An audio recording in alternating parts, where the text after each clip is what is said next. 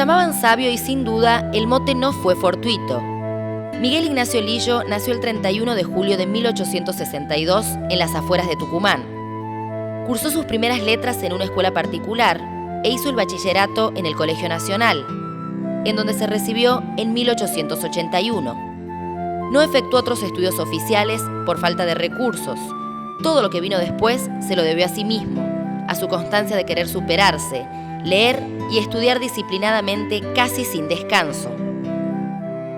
Curioso incansable desde pequeño, rodeado de una selva que fue su hogar e influenciado por un contexto económico y político que empezaba a hablar de la ciencia como una prioridad, tanto en la presidencia de Sarmiento como en la de Avellaneda, a los 21 años comenzó sus colecciones botánicas, tomando como modelo un herbario de plantas europeas del Colegio Nacional, trabajo que realizaría durante 50 años más.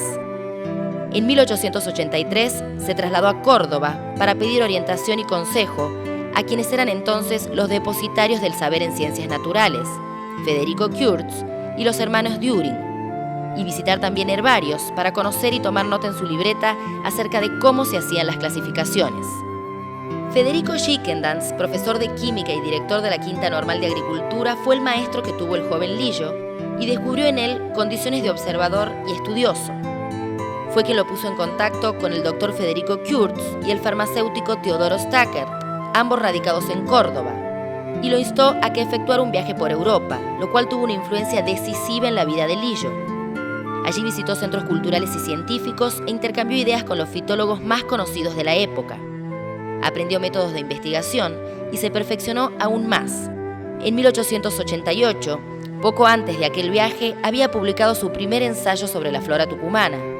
Pero su afán no era hacer publicaciones, sino enriquecer su biblioteca, hacer colecciones, cultivar especies críticas y comunicarse con colegas del país y del extranjero.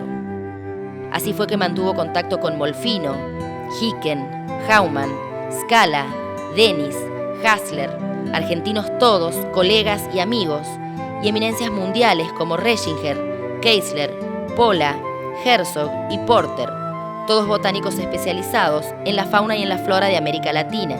A Lillo lo buscaban para la obtención de datos, considerándolo quizá el mejor botánico documentado de toda Sudamérica.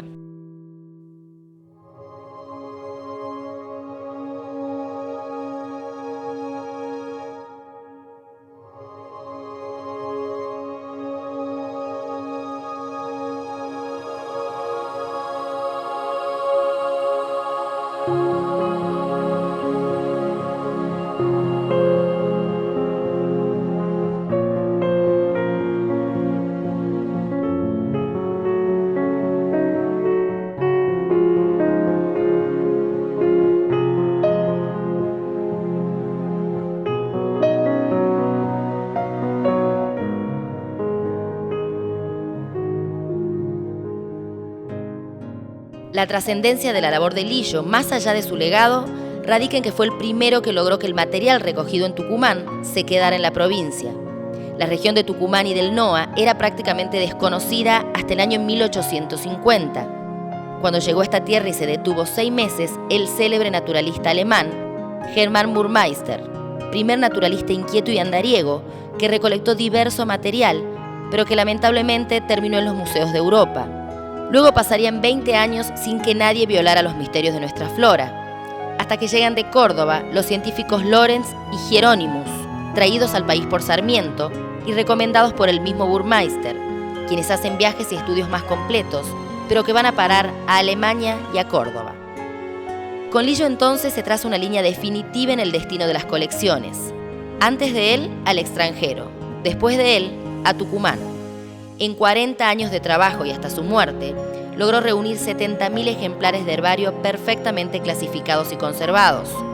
Con él comienza el verdadero conocimiento sistemático y profundo del material acumulado, definitivamente en poder de los tucumanos y para los tucumanos.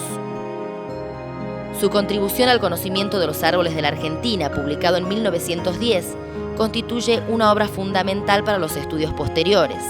Muchas especies fueron clasificadas por él por primera vez y hoy son marcos de referencia de investigadores de todo el mundo. En el campo de la zoología, en particular de la ornitología, la labor de Lillo fue prolífera. En el año 1905 publicó Fauna tucumana, Aves, que además describió nuevas especies de la avifauna tucumana y reunió la mejor colección de aves de toda la provincia.